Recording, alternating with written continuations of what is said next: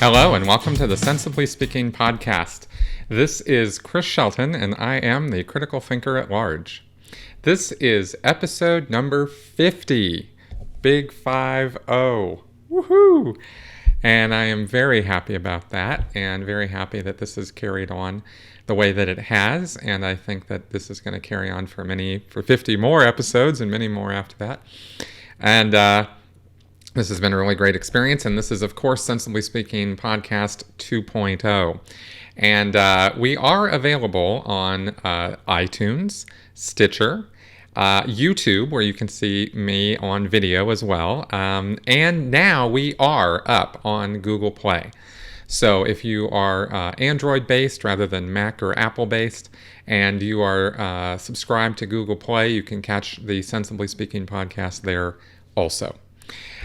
So this week, we're going to get right into it because there's a lot to talk about, and I've got a lot of notes here.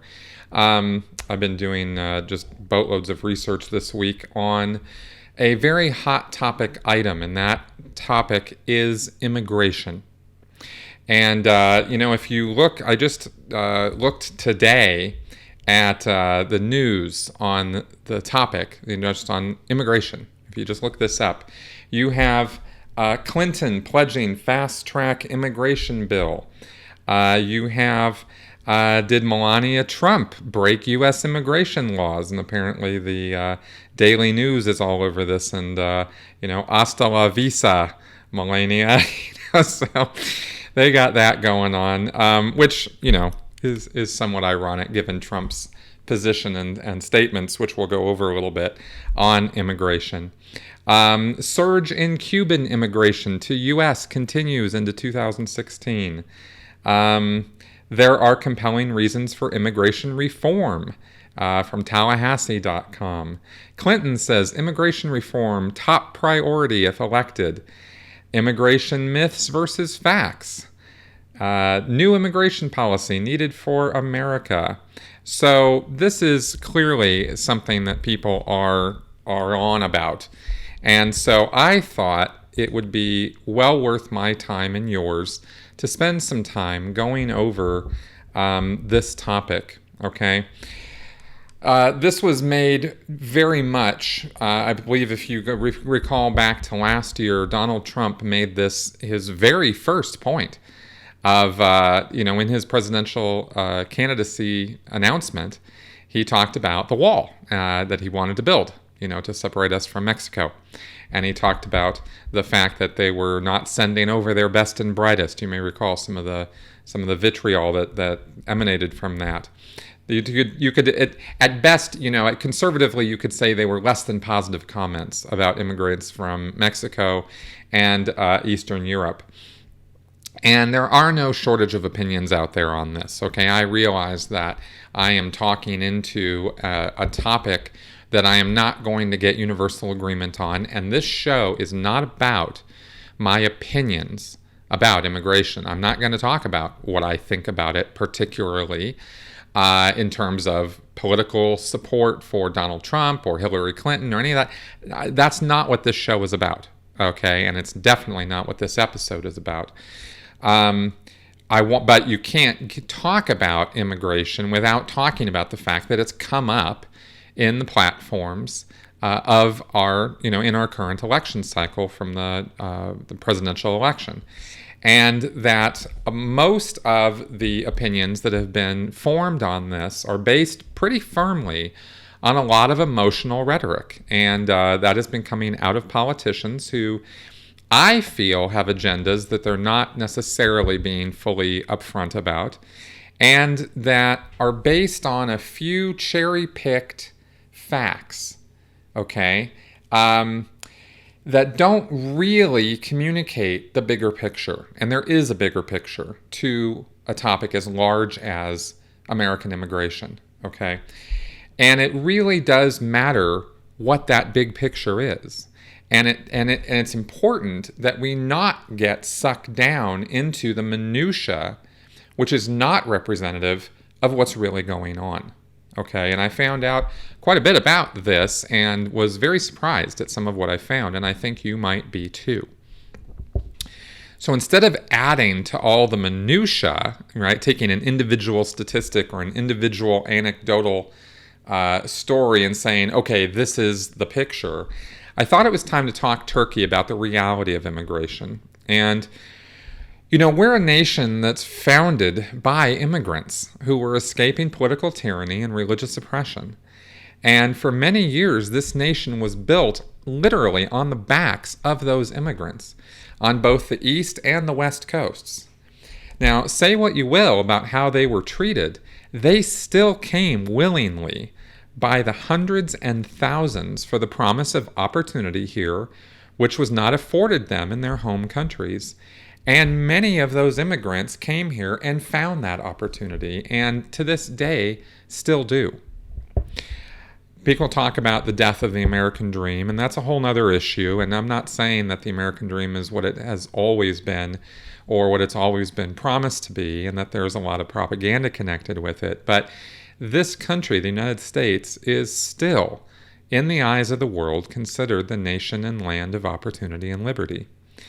And in fact, to this day, we still have a Statue of Liberty at the gateway from the east, and it has a woman named Emma Lazarus's words etched in bronze, which says, "Give me your tired, your poor, your huddled masses yearning to breathe free."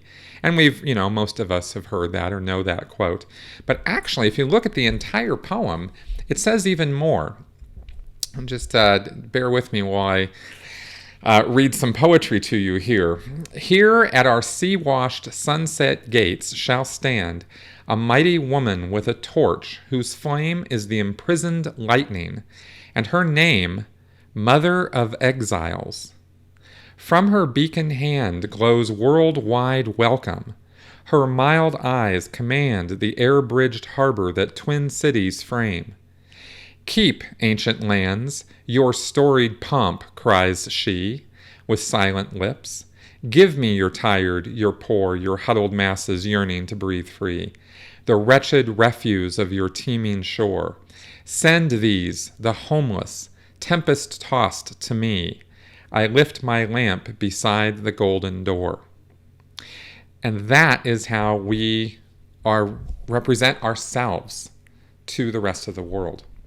The Statue of Liberty was actually inspired by the Roman goddess Libertas, who also represented freedom from tyranny and oppression. And the statue's original name was Liberty Enlightening the World. I only mention all this because it bears reminding that our modern turn towards isolationism is a very recent development and is completely contrary to the spirit and the words on which this country was founded. So if we're going to make a 180-degree radical turn in our attitude towards the rest of the world, at least let's do it based on facts and reason. And let's not do it based on heat of the moment, spurious decisions, which might be founded on a pack of lies.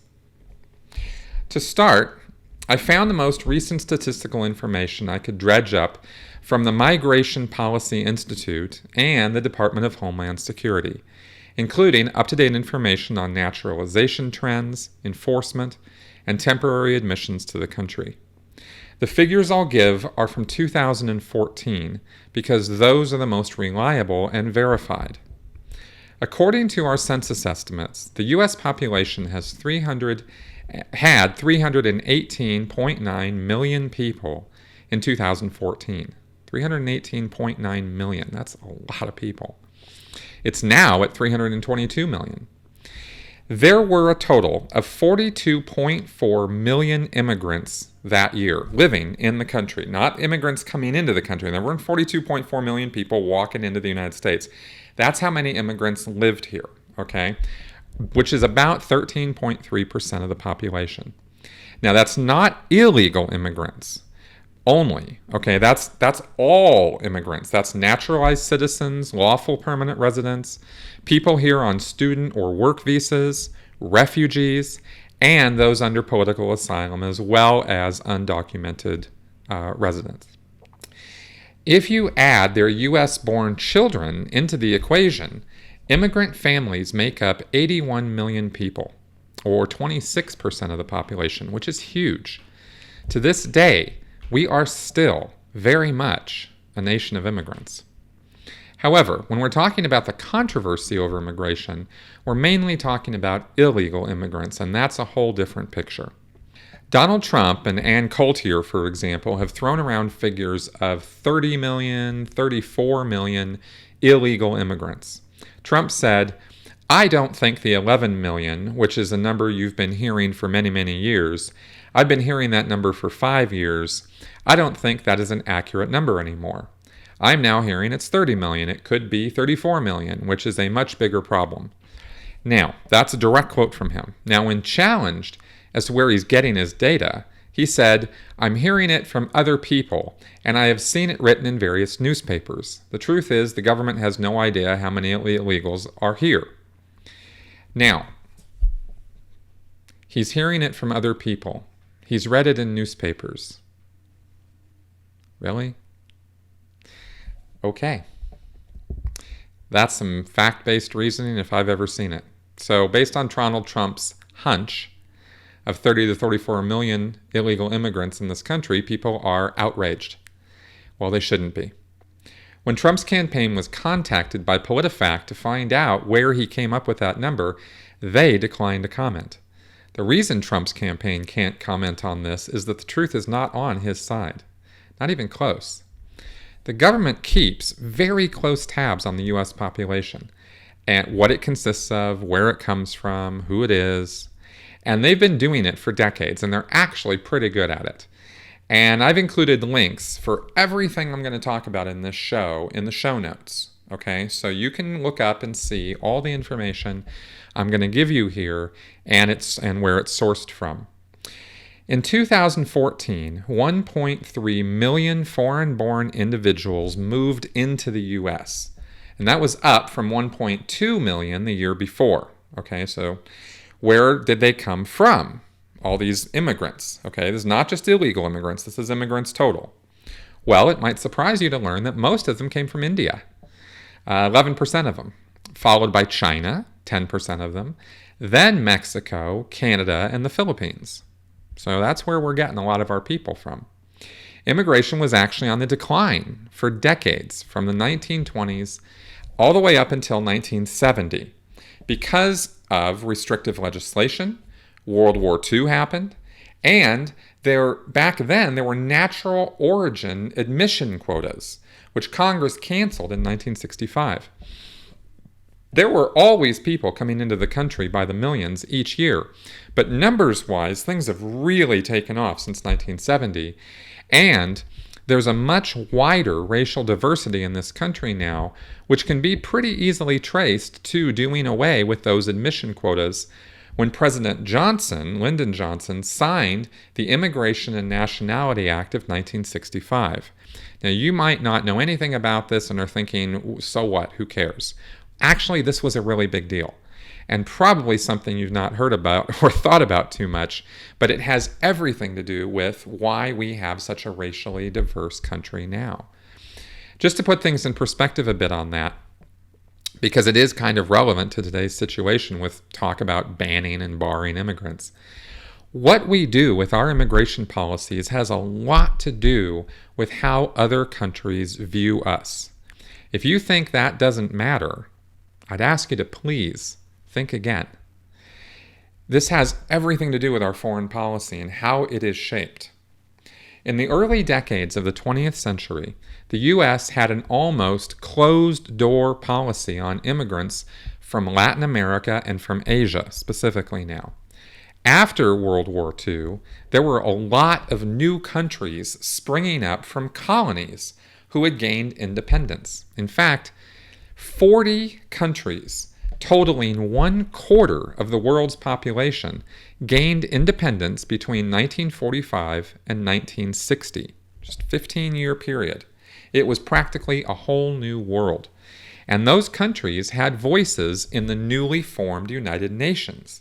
And they used those voices to protest America's policies, which were race-based, discriminatory immigration policies. This is not my opinion or just my interpretation of it.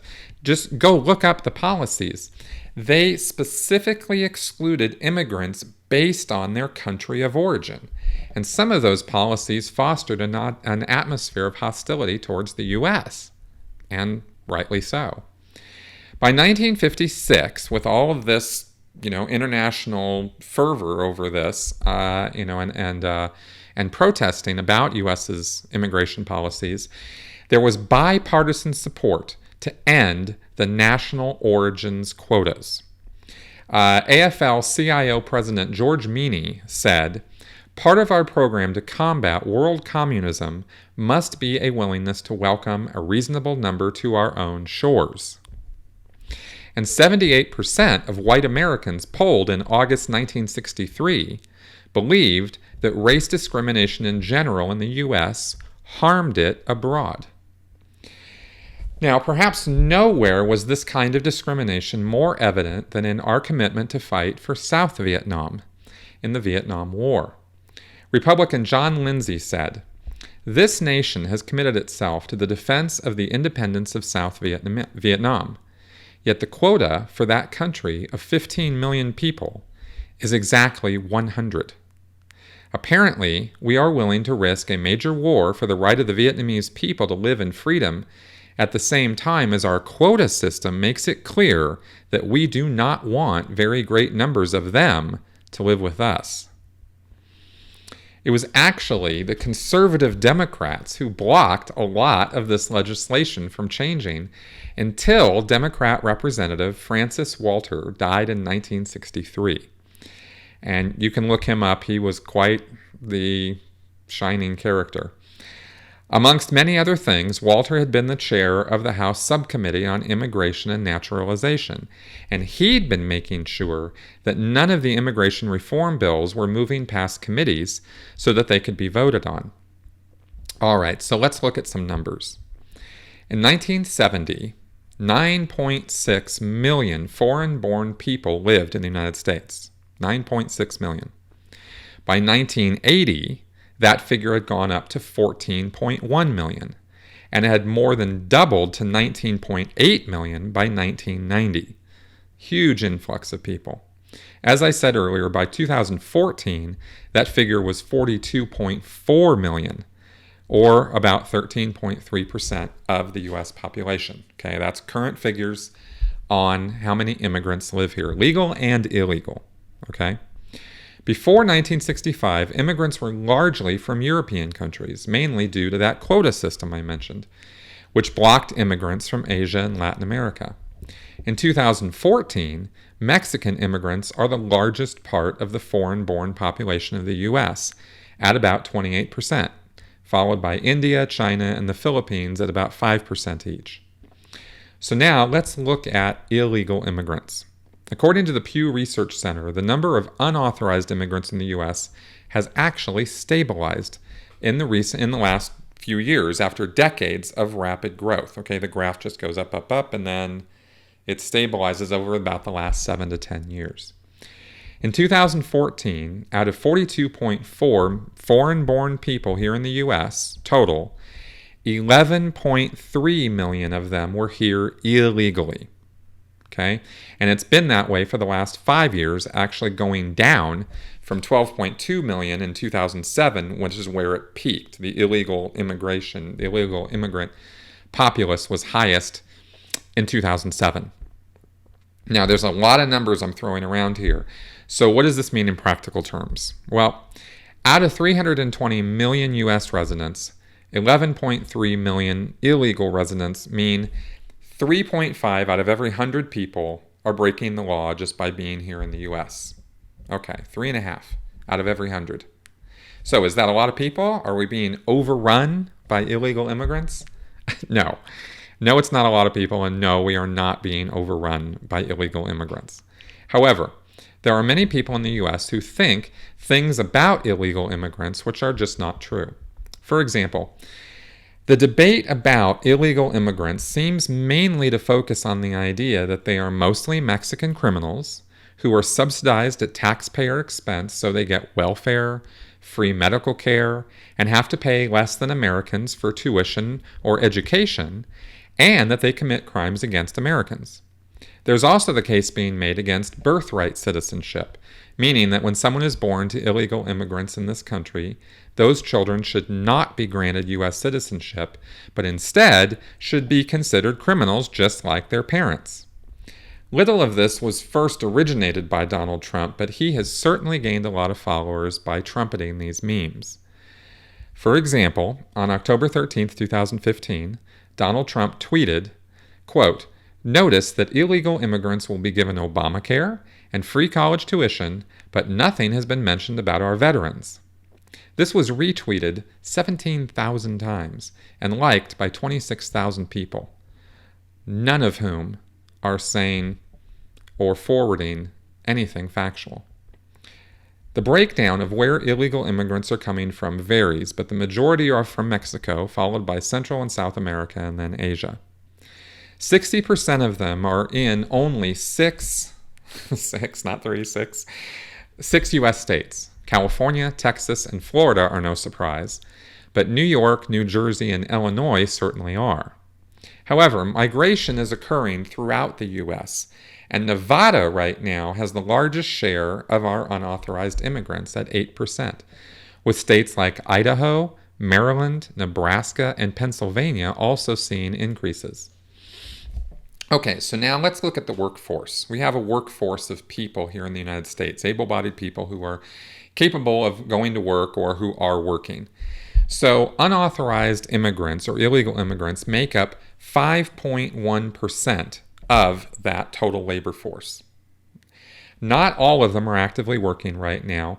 That's just the percentage of them who are capable of it. This percentage, by the way, has remained stable despite the downtrend in the total number of illegals since 2007. It has remained at 5.1% of the workforce for years now. In fact, here's something to think about. According to the senior demographer for Pew Research, Jeffrey Passel, in a Senate hearing given last year, he said, quote, "More than 60% of these illegal immigrants have been here at least 10 years. The changes we see in what they're doing and where they work reflect broader trends." In other words, when you see changes in the kind of work they're doing or what they're doing or where they're doing it, that's really a reflection of the whole workforce and not just microing in on the illegal immigrants. So what kind of jobs are they doing? Well, the percentage of workers has remained steady, and so also has the kind of work they're doing. According to another 5-year Pew Research Center study, if you break down U.S.-born job holders compared to unauthorized immigrant workers, you don't really find a lot of surprises. 74% are working in manual labor and service jobs, while only 26% are doing white-collar sales or professional or management work. And it breaks down like this. 33% of the illegal immigrants are in the service industry, which includes not just restaurants and hotels, but also buildings and grounds work and private homes. 15% are in construction and extraction. 14% are in production, installation, and repair. 8% are in transportation and material moving. And 4% are in farming, fishing, and forestry. And the ups and downs in these percentages over the past few years has been consistent with changes in the industries themselves, not the number of illegals in the country. And in case you're wondering, that 26% white-collar percentage of illegals compares to 36% of the U.S.-born workers in the same occupations. Whereas in the farming, fishing, and forest category, only 0.5% of the U.S.-born workers are employed there, compared to the 4% illegals. These numbers clearly indicate that the vast majority of illegal immigrants are doing work with the least desirable conditions, such as crop picking and animal slaughter. Yes, they're also doing better paying construction trades too, such as drywall installation, roofing, and painting. Those jobs mainly exist in the South and in the Midwest. But the farming industry is where illegals are mainly concentrated. And you can look up all these figures and see the tables in the links I've given to this show. Now, as to the idea that immigrants are stealing American jobs, or jobs that Americans should have, If you haven't already figured this out, let's say that we just decided to round up all 8 million of these people overnight and ship them back to Mexico. Let's just do it. Let's just take them all and kick them out. Now, what do you think would happen if we did that? Really, what would happen? Well, are there 8 million Americans standing around waiting to take those jobs? And are they willing to take those jobs at the same wages that the illegal immigrants have been working them? Not even close. According to the U.S. Chamber of Commerce, there are 2 reasons for this. 1, removing millions of undocumented workers from the economy would also remove millions of entrepreneurs, consumers, and taxpayers. The economy would actually lose jobs. And I'll talk a little bit more about this, so stay with me here. Second, native-born workers and immigrant workers tend to possess different skills that often complement one another, okay? Regardless of whether they're legal or illegal, immigrants fill the growing gap between expanding low-skilled jobs and the shrinking pool of U.S.-born citizens who are willing to take such jobs.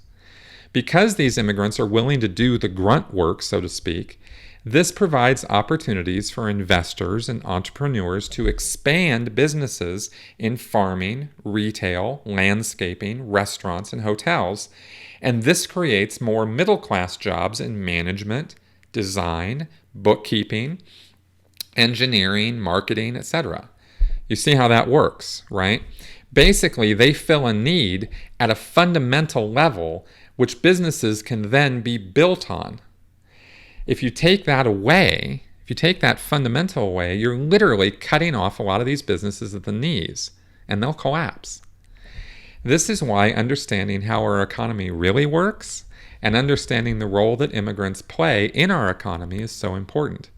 Simply throwing out hate speech at these people and blaming them for all of the problems of the middle class is pretty simplistic and ultimately self-destructive to our entire way of life. So, let's take a look at some of these claims that Trump and others have been making that have justified some of their hate speech towards immigrants and illegal immigrants.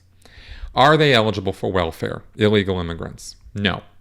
Non-U.S. citizens are not eligible for welfare.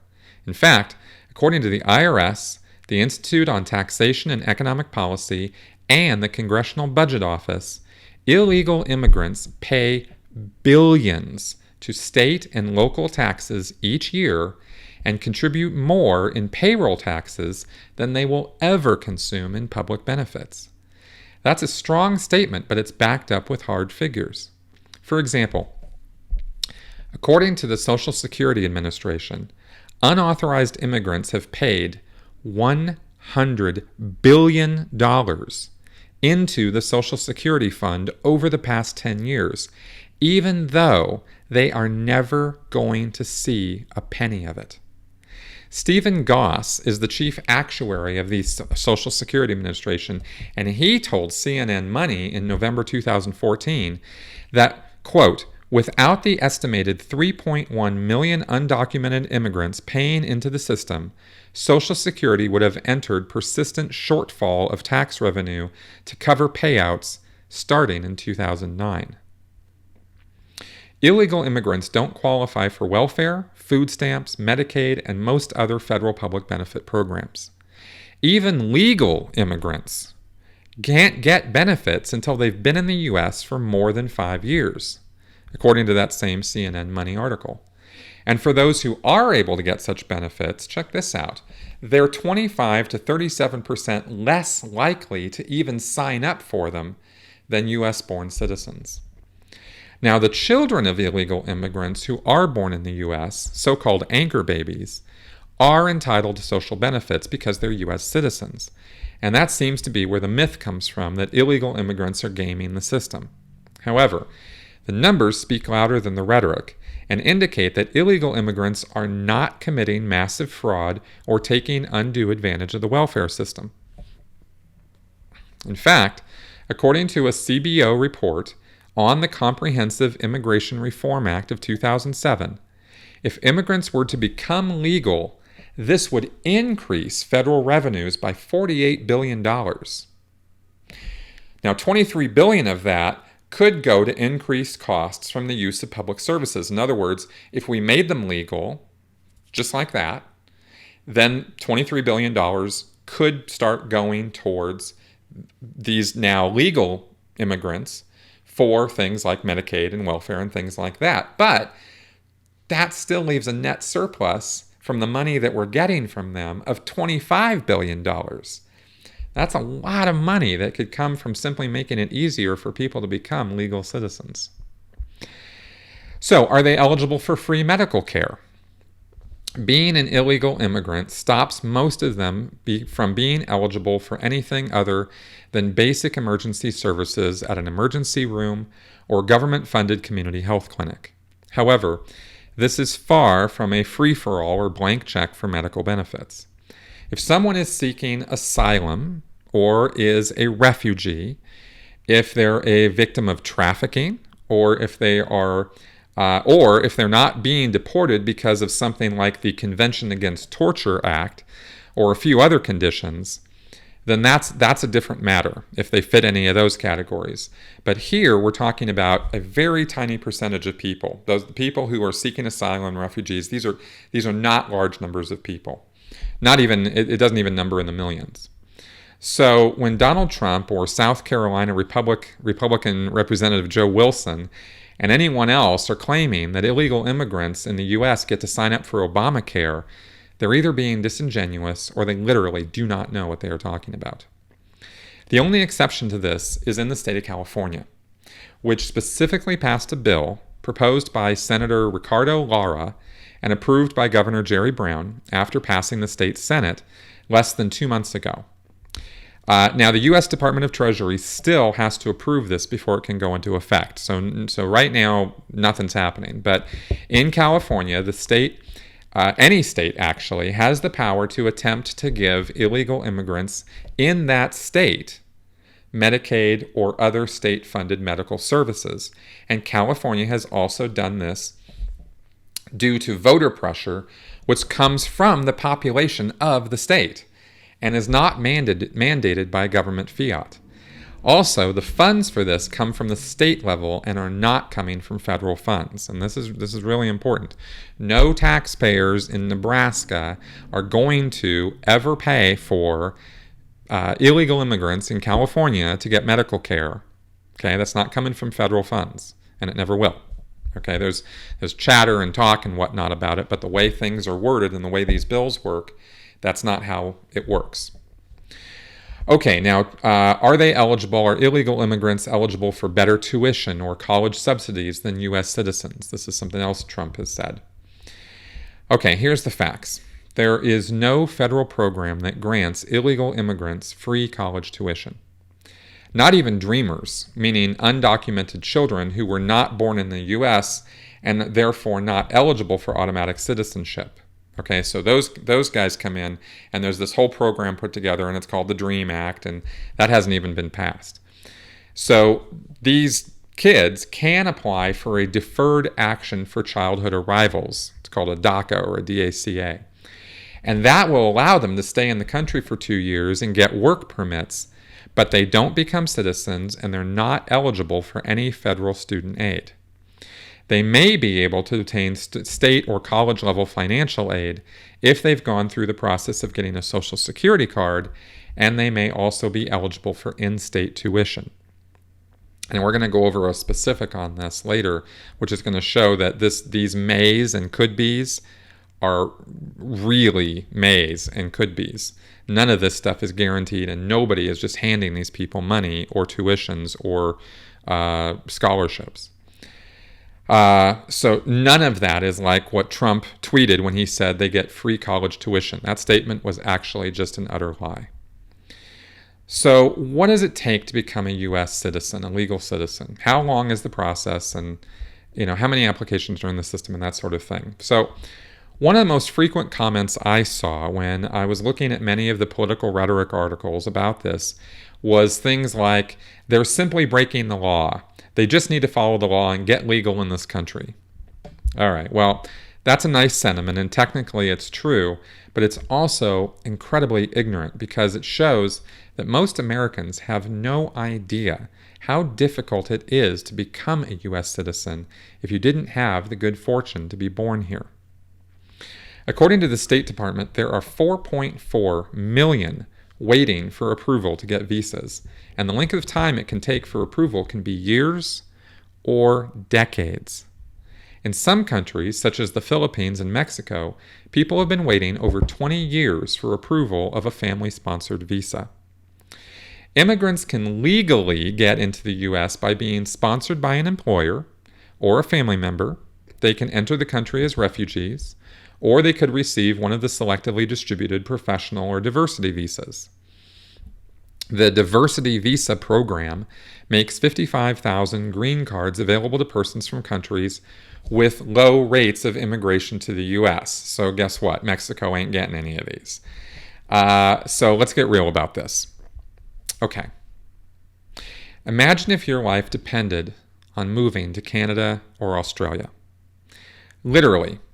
Okay, just imagine for a second that there were gangsters or drug cartels knocking on your door, kicking you physically out of your place of work, or trying to kidnap your children so they could be used in sex or prostitution rings. Now, I'm not exaggerating right now or taking some extreme example and making broad generalizations with it. This is actually, these examples are real conditions that exist in places like Latin America and Southeast Asia. Now, go, as an exercise, after this podcast, go look up the immigration requirements for you to be able to pack your stuff and legally move to Canada or Australia. How long would it take you to get a visa? How much money and time would it take for you to be able to actually go? Now, I did this recently because I got curious about what it would take to move to Canada. And, I've never been convicted of a crime. I have job skills. I'm a good guy, right? There's no reason Canada wouldn't want me.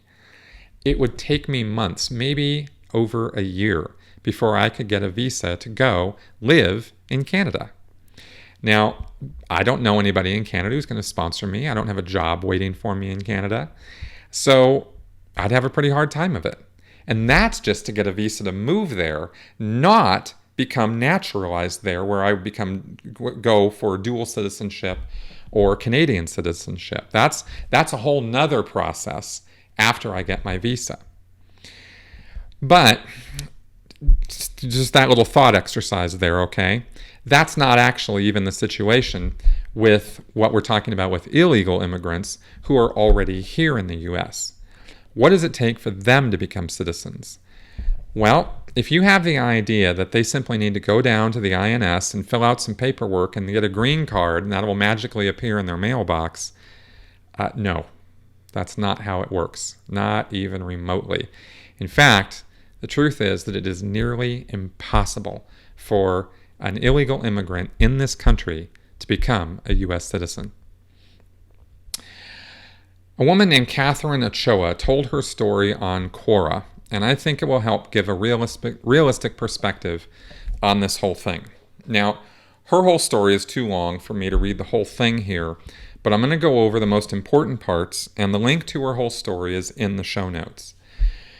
Now, there are parts of her story that are horrifying, and I'm not reading this to you as an appeal to your emotions. I'm not trying to get you to feel sorry for her or feel like I'm trying to get you on my side or something by telling you one bad story. There's actually a lot of very solid information about the immigration process in her story, and that's why I'm going over this. So she says, "I'm not a lawyer, but I'm an undocumented immigrant, and so are some of my family members. I can say it's not that complicated." This was on the question of becoming legal. She says, "For an undocumented immigrant, there is no path to legalization, and there are few and rare options to be able to do anything." She says, "I'll use myself as an example and certain members of my family. I came here, crossed the border, when I was 5. I got caught in Arizona. I don't remember much of it, but they were really nice to me, even if they did put me behind bars. They feed me treats between the iron bars and talk to me. Okay, she says, maybe I started the story too soon. It's complicated. So, I was born in Honduras, and my parents were given temporary working visas due to Hurricane Mitch that devastated our country. We were already a third world country known for having a high murder rate. It is estimated that hurricane set us back another 50 years. And this, by the way, Hurricane Mitch was in 1998. When I was in my mother's belly, my father left to learn English and try to raise some money over in the U.S. My mother kept crying over him, and when I was born, decided to go help him. She left me with my grandparents, who lived far away in a mountainous jungle-like area where they had a farm. I stayed there, believing at a young age that they were my parents. I noticed all my friends would talk about all the expensive presents I would get from mysterious relatives far away. I was pretty well-to-do over there because even though I lived in a choza, which is a hut, I also had pretty dresses. One day, a group of men came by our home at night and shot my grandmother. My grandfather hid me in a corner. We didn't try to get the police because there were rumors in our area that the police were known to steal or kill. So we just put her on the adjoining bed after they left, and we went back to bed. The next morning, we went from house to house telling everyone of her passing, and my grandfather started digging her grave. That day changed my life. My grandfather, feeling depressed, decided to sell the land and move in with another relative he gave me to one of my aunts. She had a phone in her house. She called my dad to tell him what happened. My parents decided it wasn't safe for me there and made plans to hire a coyote, which is a smuggler in people, to sneak me over. Unbeknownst to me, they didn't tell her what they were doing. They probably thought I was too young and would go along with it. It started in the middle of the night. I woke up to the motions of a car. My first thought was that I had been kidnapped. I looked up and saw my uncle, so I went back to sleep. The next morning, I woke up to a house I didn't recognize. I could sense my uncle had intentions of leaving. I begged him not to leave me, and he promised me he wouldn't, but he lied. For the rest of the journey, I was surrounded and dependent on strangers. They fed me and gave me a place to stay, and then I was passed to a different home. It felt like being in the Underground Railroad. I was passed from house to house, and everyone was secretive. I realize now that not every house was a good place, and in some houses I was exploited. Some houses were part of the drug cartel, and in one house, the room adjacent to me was a brothel. I'm not sure when this part of the journey stopped, but a transition was made where I met a group of people who were my coyote. From there we walked against desert-like plains and sun and heat and plants that grabbed my legs and left scratches. I realize now that I was around the Grand Canyon area, but I didn't get a nice view, just flatness. One night we were walking and the area was still a plain, but there were trees and a clearing. It was so strange and cool. The air was crisp and we ran behind this big boulder. A man in the room started talking, but I didn't pay attention. I was looking at a beautiful light up ahead. It was huge in the shape of a circle and kept moving around. It was held up by a material I didn't recognize. I didn't know then that light was designed to spotlight intruders, and then we were caught. The officers were really nice, and one of them spoke Spanish. They asked me who the people were that I was with, and then I remembered that the man in the group had grabbed me when we were behind the rock and told me that if we did get caught, I had to say that they were my parents. I was taught that lying was a sin, so I told the truth. They were thrown in prison, and I was sent to an orphanage where they keep children who cross the border. One day I got a mysterious call from a man who claimed to be my father. I didn't believe him, so I asked for proof. He asked me if there was anything I wanted, he would buy it for me. I was overjoyed and listed all the animals I used to have on my farm. I wanted my farm and home back, especially my horse, dogs, and pigs. One day, as the kids and I were playing tag, this man was at the doorway and spotted me. His face lit up and he got down on his knees and opened his arms. Who is this man, I thought as I walked toward his arms awkwardly. It wasn't until he opened his bag to reveal a pig, horse, and dog that I gasped it was my dad. After that, I took a plane for the first time to Long Island. We had to go to court to decide my fate. By the way, crossing the border is a misdemeanor, not a felony. So by all, I am not a criminal.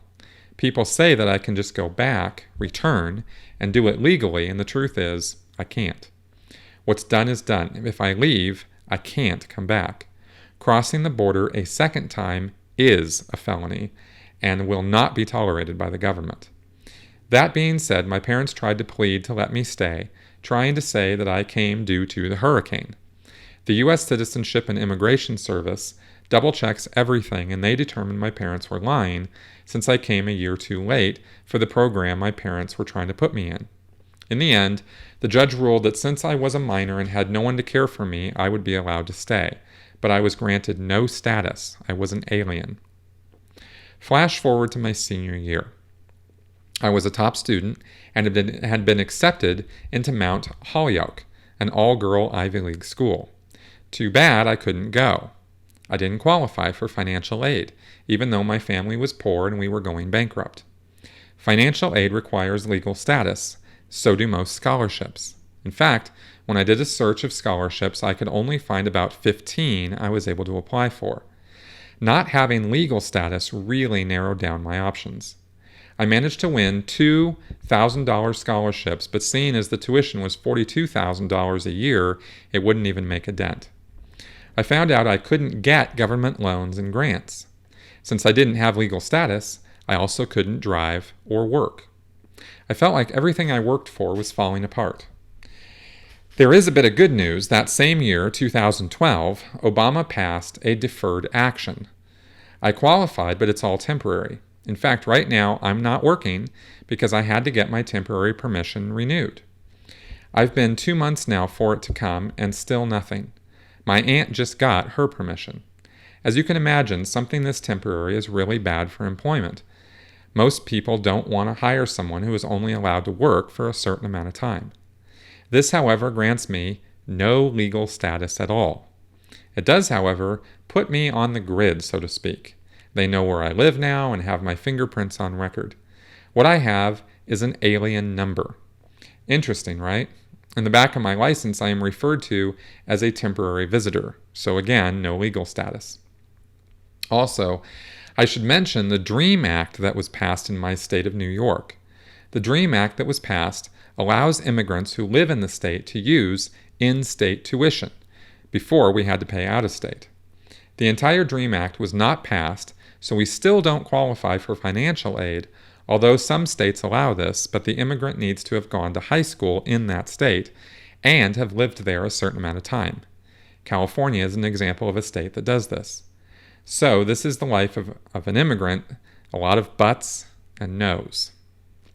I tried applying for the military in the hopes I could get into the MAVNI program, which is a recruiting program that allows legal non-citizens with in-demand skills to join the Army in exchange for expedited citizenship. Nope. This month, the GOP strongly voted against having us being allowed to join the military. So, I can't do that anymore because apparently even that was too much. The most annoying thing about being an undocumented immigrant is the amount of ignorance on the subject.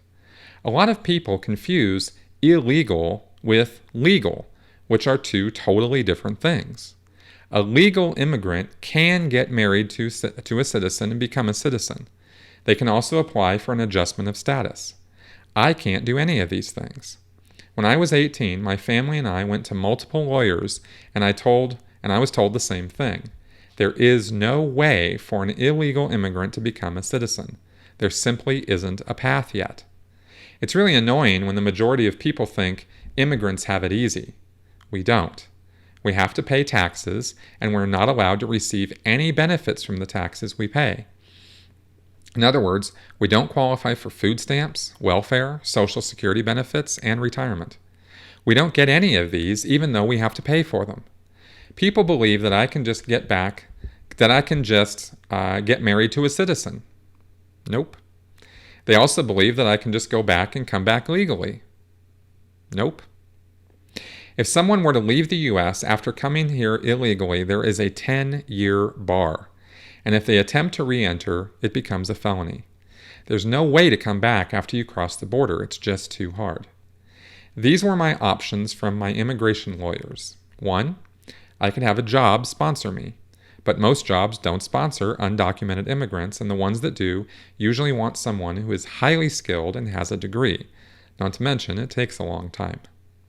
2, I could start a business. It has to make, I think it was between 500,000 to $1 million, a big number. I would also have to employ at least 10 Americans. 3, I can marry a Cuban and get a green card. I was so confused by this option, but one lawyer explained that the law came about due to the U.S. fear of communism. They believed that by having someone who loved this country and wanted to live here marry a Cuban, they could somehow convert the Cuban into capitalism or something like that. I don't know much about Cuba and really don't want to go on a marriage hunt for one. 4, provisional unlawful presence waivers, which is a process where you leave the country and submit an application saying that an immediate family member who is a U.S. citizen needs you back in the U.S. I could do this, but it sounds like a trap. And the lawyers said it was nearly impossible and or a trap. I would have to leave, and essentially I would need to have a U.S. citizen prove that they're unable to live without me. How do I prove that? I asked the lawyers. They all either laughed or shrugged. Usually they just throw the case out and don't let you back in. 5, I could experience trauma, sexual violence, abuse, battery, etc. Here, I could experience trauma and sue. I have a cousin who was sexually harassed at work. She and her coworkers sued, and she was granted a green card. 6, amnesty was another option, but it's too late for me to do that now. An immigrant can ask for amnesty, but it has to be between, I believe, within the year they arrived. This is something 2 of my cousins received. They crossed the border and were taken by the border control. They pleaded not to be taken back. They cried that their parents had been murdered and they had nowhere else to go. The USCIS confirmed everything, and now they're doing really well. They have citizenship, foster parents, and the government gave them tutors and paid for their college education. 7, I could wait until my sisters, who are U.S. citizens, they were born here, reach of age, and they could petition for me. This, however, would take 13 years to get the green card. I just can't win. Every single visa has a list of requirements, and I would have to prove every single thing. I got deferred action, and while this grants me no legal status, I had to prove a lot of things just to get it. I had to prove that I came here at a young age, and I couldn't be above a certain age. I had to prove that I attended high school and graduated. I had to prove that I never left the U.S. since arriving. I had to prove that I was of good character. I had to continue studying because it is one of the requirements. Every single thing that immigrants have to apply for requires paperwork, money, and time. It's not easy, and for me right now, it's impossible for me to get anything more. So, knowing all that, doesn't sound too easy, does it? So, there's a lot of rhetoric out there about this subject, and it's not going to really go away.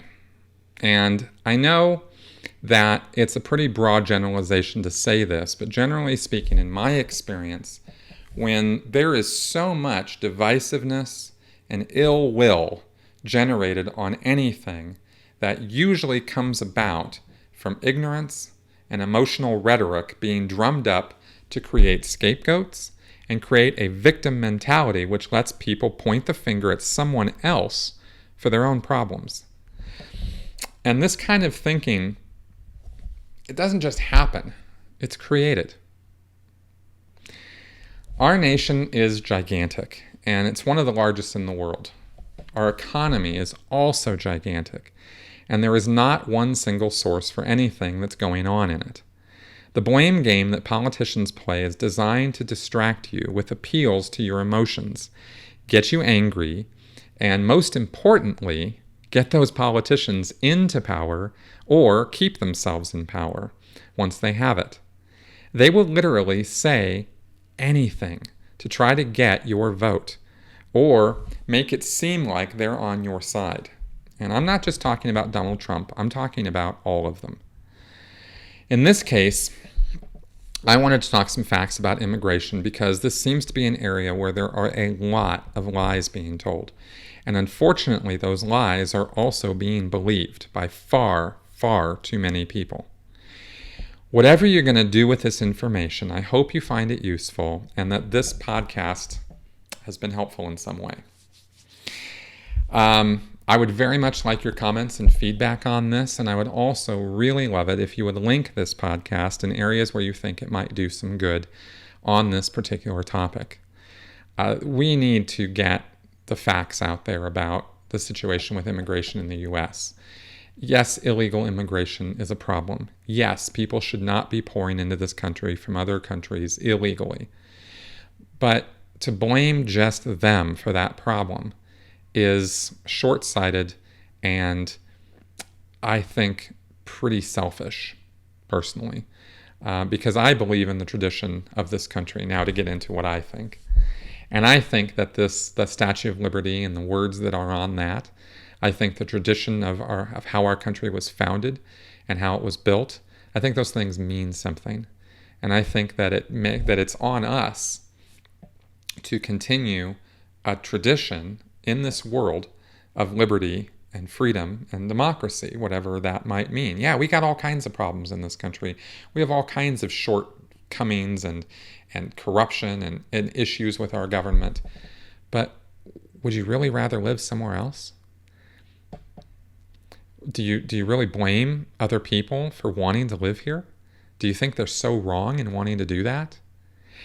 I think the problem lies much more in the landmines that we've set up in keeping people out. And maybe some of those landmines are there for good reason, and maybe some of them aren't. But we need to do something about this. It is in our own best interest for us to do something positive with the number of illegal immigrants that we have here. And rounding them all up and kicking them out of the country is not a sensible or rational solution. It is the best possible way for us to shoot ourselves in the foot. So purely for selfish reasons alone, we need to solve this problem some other way. And I hope we can figure out a way to do that. And I hope that when Hillary Clinton says that immigration reform is going to be her top priority, that's true. I hope that she can somehow do something with that, or that somebody can, because based on what I've studied and read and looked at here, Donald Trump's simpleton plan of rounding all these people up by hiring more border agents and building a big wall and dumping all these people, 8 million people, out of the country in a matter of months, would destroy our economy. Would destroy jobs, would create massive inflation. It would be a disaster for this country. And this is just one of many reasons why I think this man has no idea what he's talking about. But you don't have to agree with me about that, and I'm not trying to soapbox on it. I'm trying to talk some facts and figures that are very real facts and figures, and I'm trying to talk consequences that are very real consequences. And I hope those things mean as much to you as they do to me. So, give me your feedback, your commentary, your ideas about this. I'd love to hear everything you have to say. Leave it in the notes section on my YouTube channel or at my sensiblyspeaking.com podcast. Or, of course, you can email me at any time. Thank you very much for coming around. I hope you found this educational and interesting, and I will see you guys next week.